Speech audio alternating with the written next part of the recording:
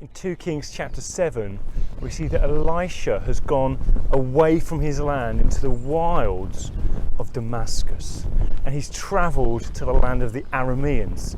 And there, as he's walking along, he comes across this beast of a man called Hazael. Hazael is one of the closest servants of King Ben-Hadad, the ruler of Aram. And King Ben-Hadad is ill, and Hazael comes to seek Elisha to see if he will come and heal the king. Elisha, it says, looked at Hazael with a fixed stare.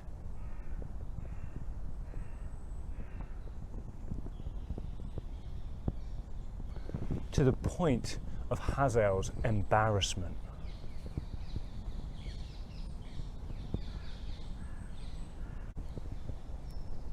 And as he stares, Elisha begins to weep. He weeps and weeps as he stares at Hazael. And Hazael says, "My Lord, why are you weeping?" I mean, he must have been totally freaked out. And Elisha says, "I can see the harm that you will do to my people Israel." It says you'll come in, you'll steal their land, you're going to rip open their pregnant women, you're going to kill their children. And he's weeping with pain with what he can see Hazael will do. But he's also weeping with another thing. There's a conflict going on inside of Elisha. St. Augustine of Hippo, clever bloke, living in North Africa around the time of 395 AD. He wrote a book called Confessions, in which he came up with this genius phrase. What a clever bloke. The problem for humanity comes from our disordered loves. We have multiple loves in our lives, and when they're in the wrong order, that is what causes us problems. We might have a love for power, for money, for resources, for progress, for sex, for relationship, for marriage, for intimacy. We might have a love for the Lord. All these things actually can be good things as long as they're placed in the right order. Now, of course, since Augustine and even before him, unfortunately, so often the church has communicated a different message. They've said that every love other than the Lord may be bad.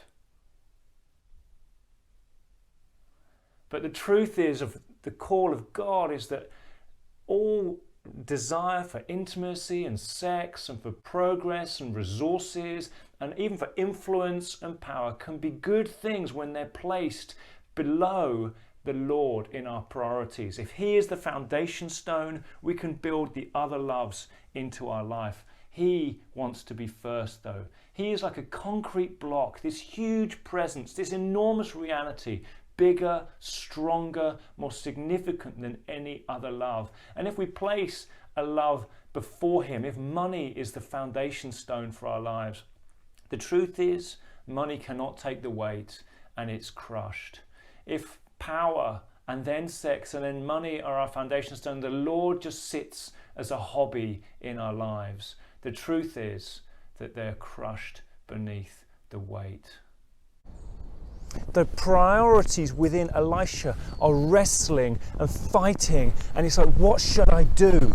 What should I do? Should I do what the Lord is asking me to do here? Should I do what the Lord is asking me to do, or should I prioritize my own desires? There's a battle. Over and over again, we see that real hope is where the Lord is your God. He is your first love. He is the one who is first. And the Lord, in His kindness, what He does over and over again is He shows you things that are becoming higher priorities in your life than Him. He shows you, He exposes to you loves that are growing greater than Him. Things that cannot bear the weight of your life. Things that will collapse and harm you and harm others. And in His kindness, He shows to you that those are becoming disordered loves. Andy Smith, a magnificent man, pastor of a vineyard church in Northern Ireland, was talking to about 100 senior pastors in the vineyard on Monday this week. And what he was saying was that so often in these times of trial, what the Lord does is he comes and he says, are you going to honor your commitments to me? It's almost like he uses the challenge of coronavirus and lockdown and sense of disconnection to show you and to ask you, will I really be your first love, even when it's hard?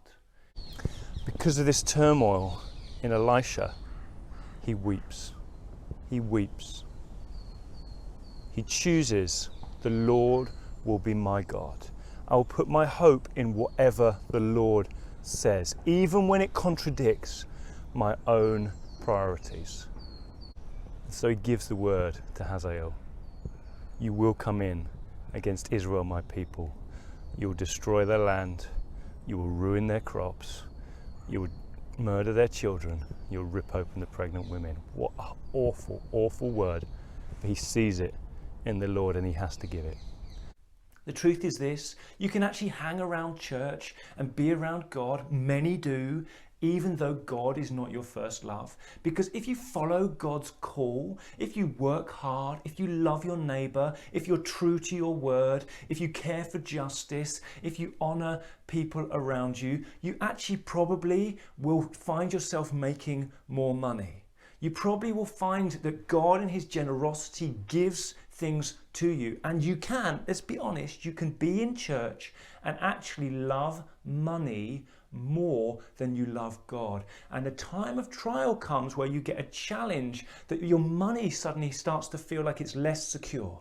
Suddenly you don't get the job you wanted, you lose your job, your income drops, you start to not achieve the dreams of prosperity and progress that you desire. And then God is showing you this. Will you pursue riches or will you pursue Jesus? These times, these moments, what's happening in COVID for so many of us, when our money starts to feel tight, it's actually a challenge from the Lord to show to us what is our greatest love. So how do you know if your primary allegiance is the Lord when it comes to, do you love money more than Jesus? Would you know giving is a great indication of the state of your heart? You know, giving, will you take a percentage, a fixed percentage of your income, of the stuff you have that you get in? Will you take a fixed percentage and give it in generosity to the people, hospitality, to good causes, to the church? Will you give it? Now, often what happens is when financial challenge comes, people just stop giving.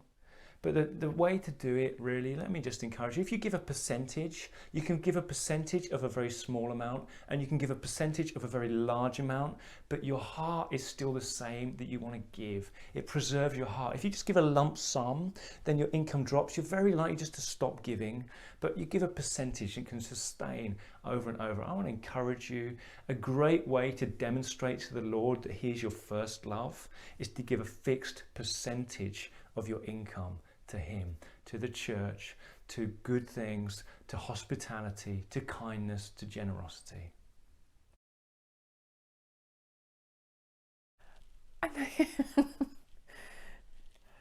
I know you're trying to get an outtake. Don't put this in. Tom. Get rid of that then. What? No, you have to keep filming. I don't want to keep filming because you're going to put that in. Just edit it down. After the dandruff incident. Please don't record that. No, you're not going to use this bit. Don't, turn it off. So we see with the life of Elisha that in those moments where it's hard, where what he wants to do seems to be conflicting with what the Lord is saying, it's those moments where he has the choice. Will the Lord be his God, or will he allow something else, his reason, his thinking, his desires to be his God? What will he put first?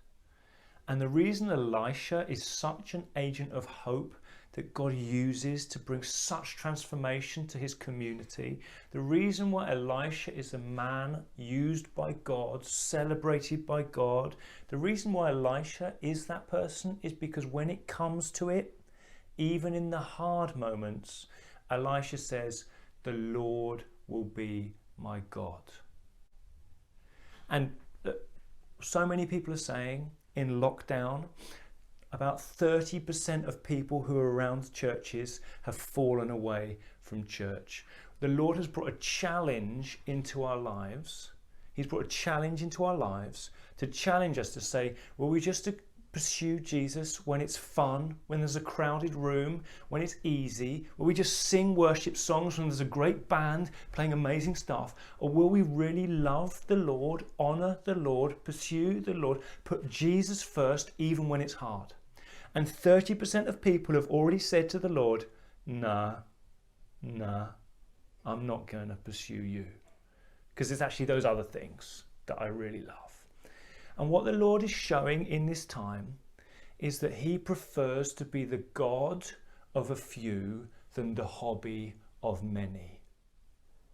What Jesus showed over and over again with the crowds, he was a hobby, he was an interest of many.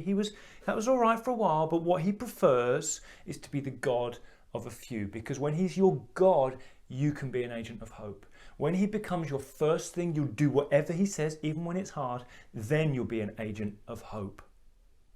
And what we're seeing in this church at the moment is I just meeting with people who are saying things to me that shows they are an agent of hope. I was just sat and chatting with Zach, our new worship pastor. And you know, he was saying to me, like, actually, it's been hard sometimes with the worship online. He was a wet soul survivor for a while, but watching things online. But he said, do you know what? In those moments, I'm going to prioritize Jesus. I'm going to sing to Jesus. I'm going to honor Jesus. I'm going to put him first, because he wants me to worship him as much in my living room as I do when I'm in the church room.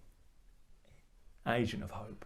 I was sat with another guy for coffee, and he'd just lost his job. A guy in our church, a job that he believed the Lord had asked him to do, and he'd lost his job. And as he'd sat there, redundant, needing income, like commitments, family, and all this kind of stuff, and he said to me, like, I've been asked by people, I've been chased to try and give me jobs that would be high-paying jobs to go back exactly into the kind of environment I was in. And I just feel I have to put Jesus first right now. I just must do what Jesus wants. And as he told me, this is almost like tears coming in my eyes, because I'm thinking, do you know what's happening in this moment of trial right now for this guy? He's showing that the Lord will be his priority. The Lord will be his God. No matter what, when it comes to it, the Lord will be his God. He turned down big job offers because the Lord would be his God. When you do that, you truly are used by the Lord to be an agent of hope. So listen, you may be struggling, you may be feeling it's hard, you may be feeling this battle, this spinning going on in your heart. But if you in this moment choose to say, the Lord will be my God, I will honor my commitments even when it's hard, you will be an agent of hope. You will be an agent of hope.